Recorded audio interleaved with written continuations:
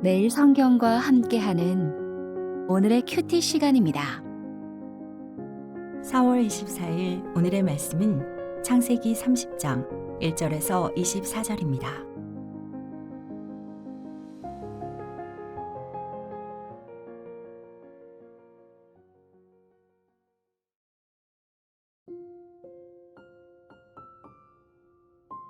라헬이 자기가 야곱에게서 아들을 낳지 못함을 보고 그의 언니를 시기하여 야곱에게 이르되 내게 자식을 낳게 하라. 그렇지 아니하면 내가 죽겠노라. 야곱이 라헬에게 성을 내어 이르되 그대를 임신하지 못하게 하시는 이는 하나님이시니 내가 하나님을 대신하겠느냐. 라헬이 이르되 내 여종 비라에게로 들어가라. 그가 아들을 낳아 내 무릎에 두리니 그러면 나도 그로 말미암아 자식을 얻겠노라 하고 그의 시녀 비라를 남편에게 아내로 주매 야곱이 그에게로 들어갔더니 비라가 임신하여 야곱에게 아들을 낳은지라.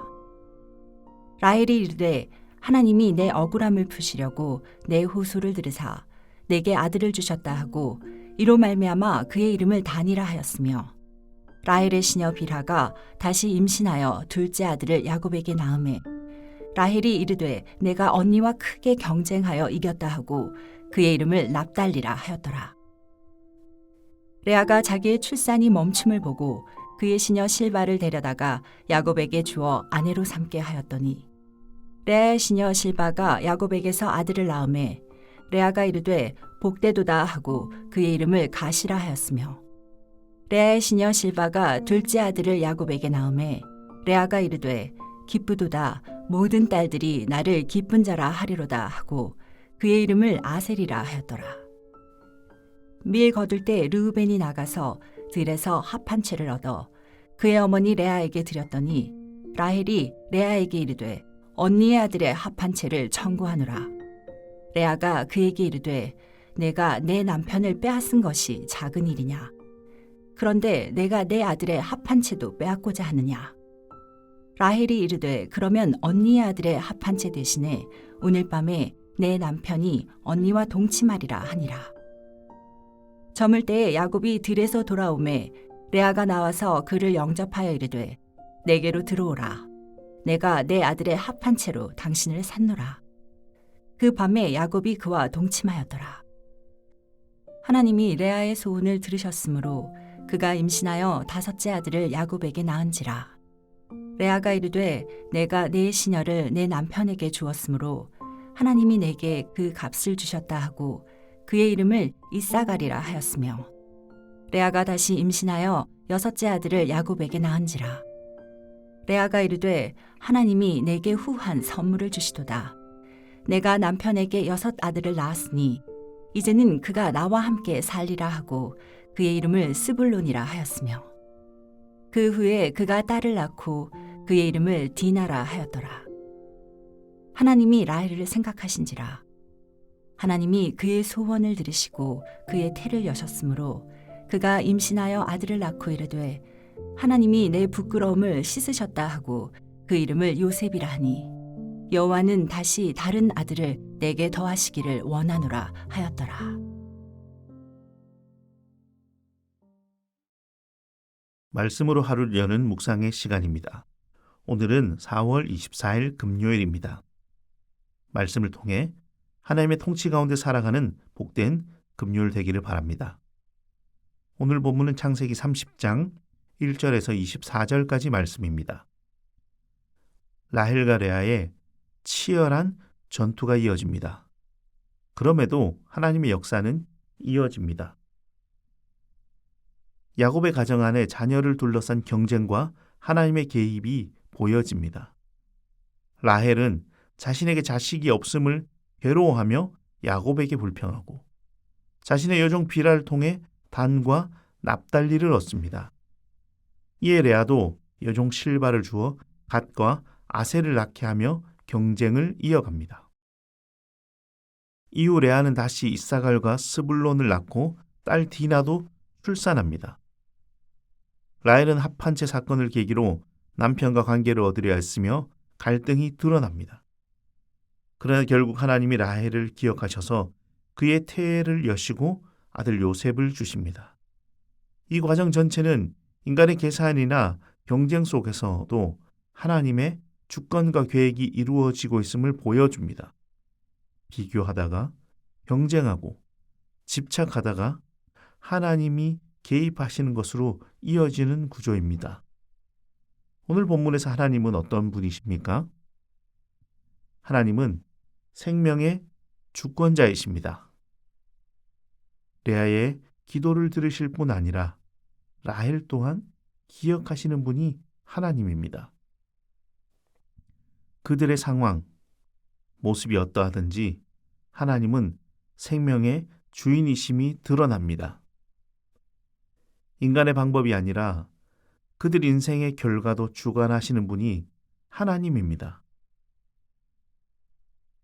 섣부른 주인이 아니라 친히 생명을 주관하시는 분, 우리의 인생을 감당하시는 분이 우리의 하나님 되셔서 감사한 하루를 살아가기 바랍니다. 또한 하나님은 인생을 잊지 아니하십니다. 라헬의 오랜 고통을 하나님이 기억하신다라고 22절은 말씀하고 있습니다. 하나님이 라헬을 기억하셨다라고 고백하는 것처럼 라헬의 부르짖음을 기억하시고 들으시는 분입니다. 백성의 부름을 기억할 뿐 아니라 그 부름에 응답하시는 분이 하나님이십니다. 우리의 고통, 우리의 고난 가운데 언제나 우리에게도 응답하시고 말씀해 주시는 분이 하나님이심을 기억하며 순종하며 사는 하루 되시기를 바랍니다. 하나님은 인간의 방식이 아닌 하나님의 방식으로 일하시는 분입니다. 합한 채와 여종의 경쟁은 인간의 방법입니다. 그러나 하나님은 이 인간의 방법으로 일하시는 것이 아니라 하나님의 방법으로 일하시기에 오늘 합한 채를 가지지 않고 경쟁을 하지 못하는 우리들에게도 기회가 있음을, 하나님이 우리를 붙드실 것을 소망하는 하루 되시기를 바랍니다. 이어지는 이 본문을 통해서 우리가 기대할 것은 무엇인지 살펴보겠습니다. 라헬과 레아의 끊임없는 비교는 결국 경쟁과 불행으로 이어집니다. 두 여인의 경쟁은 그쳐지지 않고 더 강한 경쟁으로 이어집니다. 하나님의 선물인 자녀가 자신들의 욕심과 인정을 추구하는 수단이 되어버렸기에 만족할 수도 없고 비교가 가득한 시간이 되어버렸습니다. 하나님 앞에 있는 것 같지만 내가 원하는 대로 차지하고 짓밟기 위한 한 걸음은 관계를 망가뜨리고 바른 판단을 흐리게 합니다. 하나님 없는 판단과 비교는 반드시 서로를 파괴하는 독설에 불과하게 됩니다. 오늘 우리의 삶의 자리에서 필요 이상의 비교와 비판으로 가득한 행동은 없는지 돌아봅시다. 또한 우리의 고민 가운데, 우리의 판단 가운데, 우리의 비교 가운데 하나님의 잣대가, 하나님의 은혜가 있는지도 살펴보는 하루 됩시다. 또한 우리는 조급함으로 실수하지 않도록 해야 합니다. 조급함은 판단을 흐리게 하며 믿음의 반응을 가리게 됩니다. 출산하지 못함의 조급함이 더욱더 경쟁하게 했으며 기다리지 못함이 바르지 못한 방법에 대한 유혹을 가져옵니다. 혹 하나님의 응답이 늦어져 하나님을 잊으신 것 같이 여겨져 불안이 찾아옵니까? 조급함이 가져오는 레아와 라헬의 실수하는 모습이 아니라 하나님에 대한 신뢰로 가득 차 하나님에 대한 신뢰가 우선되고 행동하는 이 하루가 되시기를 바랍니다. 레아와 라헬은 출산의 문제를 인간의 노력으로 해결하기를 기대했습니다. 빌하와 실바를 통해 자녀의 고난을 지속하고자 했습니다. 결국 그들이 사용한 방법은 하나님의 방법이 아닌 세상의 지혜로움을 사용하게 되는 것 같이 보입니다. 세상의 지혜에 집중할수록 하나님의 일하심에 대한 기대가 줄어들게 됩니다. 하나님의 시간보다 우리의 지혜가, 우리의 생각이, 우리의 뜻이 우선되는 순간 우리는 더 이상 하나님을 신뢰하지 않게 됩니다.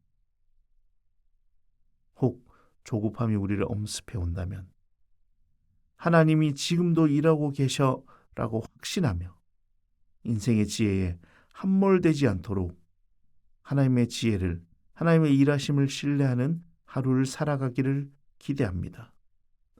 시간의 초조함 앞에 있다면 지금은 하나님이 준비하시는 시간이다 라고 기도하며 반응하며 인내하는 하루가 되시기를 바랍니다.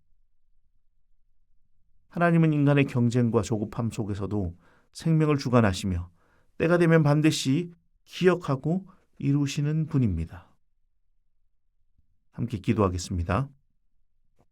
하나님, 기도로 준비하고 믿음으로 나아가는 인생 되게 하여 주시옵소서. 상황을 열어가시는 하나님을 신뢰하며 하나님을 구하고 찾는 인생 되게 하여 주시옵소서. 예수님의 이름으로 기도하옵나이다. 아멘.